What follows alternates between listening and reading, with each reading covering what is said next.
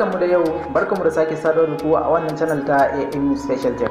So a wannan bidiyon za mu nuna muku hanyar da za ka bi wayarka ta dan rage shan data. So don haka ba tare da ɓata lokaci ba, kai tsaye mu je mu kalli bidiyon. Amma kafin mu wuce kai tsaye ga bidiyon, dan uwa kar ka manta idan baka yi mana subscribe ba, ka daure ka danna mana alamar subscribe, sannan ka danna mana alamar ƙararrawar sanarwa domin samun sababbin shirye-shiryenmu da zarar mun dora.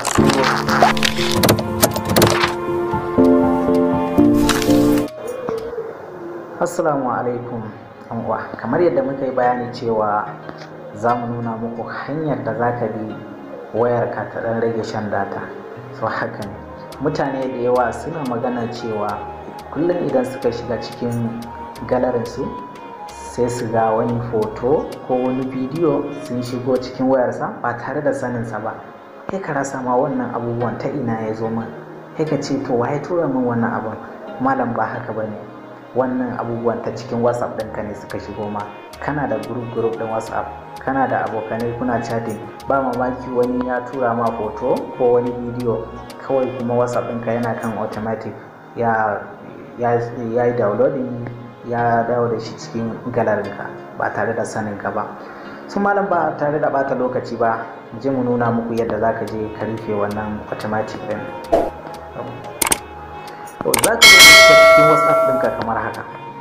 Idan ka shiga cikin whatsapp ɗinka zai kawo ma fuska haka, sai ka zo kan wannan ɗigo-ɗigon nan guda uku na gefen nan, sai ka shiga kamar haka. Idan ka shiga nan wajen sai ka yi ƙasa can, idan ka yi ƙasa za ka ga setting, sai ka shiga kan setting ɗin nan kamar haka. Idan ka shiga nan wajen ya kawo account, chat, notification, storage and data. So nan wajen abin da za ka shiga shine wannan kan storage and data kamar haka, shi za ka shiga kamar haka. Idan ka shiga nan wajen, idan ka lura akwai a nan wajen when using mobile data, when connected on wifi, when running. So abin da za ka lura a nan wajen, wannan kasan when using mobile data nan an sa wani all media, when connected on wifi shi ma an sa all media a ƙasa, when running shi ma an sa all media a ƙasa. So abinda za ka yi a nan wajen wayarka ta daina shan data shine za ka zo ka shiga kan when using mobile kamar haka.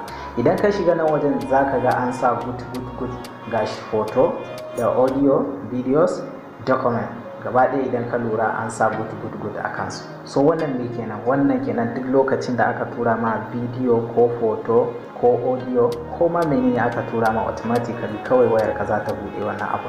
So abin da za ka yi a nan wajen shine idan kana so ka rufe wannan automatic din nan, sai ka danna photo, sai ka cire good din nan gaba ɗaya. Idan ka cire su haka sai ka danna kan OK nan kamar haka. Yawwa za ka ga ya canza nan wajen kasan when using mobile ya maida shi no media. Sannan za ka zo ka danna kan when connected on wifi, shi ma an sa all media kasan, sai ka shiga kamar haka. Idan ka shiga shi ma ya sa good, sai ka zo ka cire su good din nan gaba ɗaya, shi ma sai ka danna OK. Za ka ga shi ma an maida shi no media. Sannan za ka zo ka shiga kan when running kamar haka. Idan ka shiga nan wajen shi ma an sa good, za ka zo ka danna kansu good nan gaba ɗaya, sai ka cire su, sai ka danna kan OK kamar haka.